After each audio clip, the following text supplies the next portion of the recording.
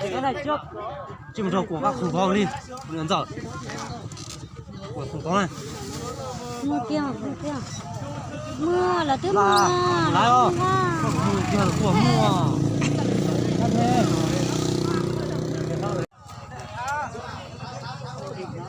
ba lô đưa đây ba lô đưa đây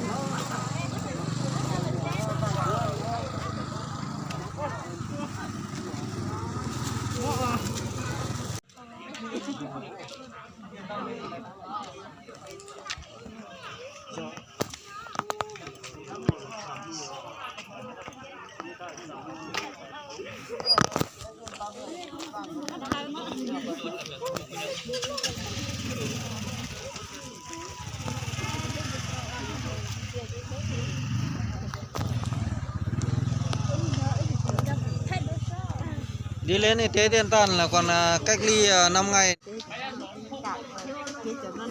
Người yêu chưa gặp nhá.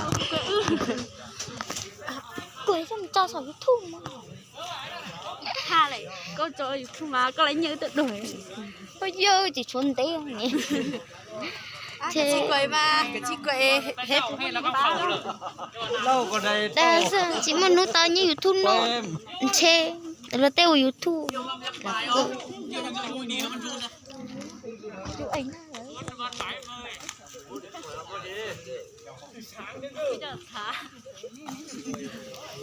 ôi giờ nhiều hay ở thì từng kiểu thầy tìm món nông của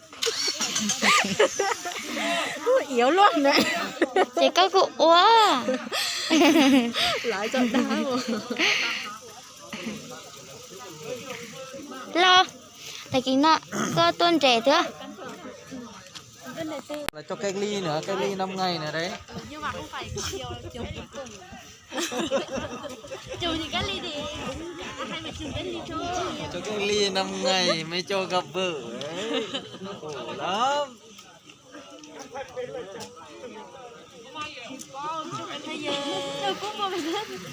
Bố đổi về là liệt hết rồi, không có tớ đâu. Đây nhá. chốt thả trái chỉ ôn hai lú chi dùng na rồi cháu về con à ai dùng lo nó ai dùng nó cho vào mặt không đánh vậy Giấy tông hành không? lâu này còn chờ quay cũng luôn bây giờ có quay phê Yêu tiền nào? Yêu tiền anh quên không phải xé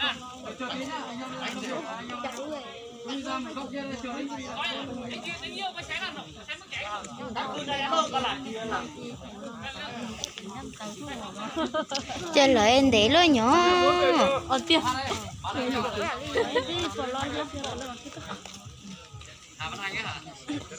tiền nó khéo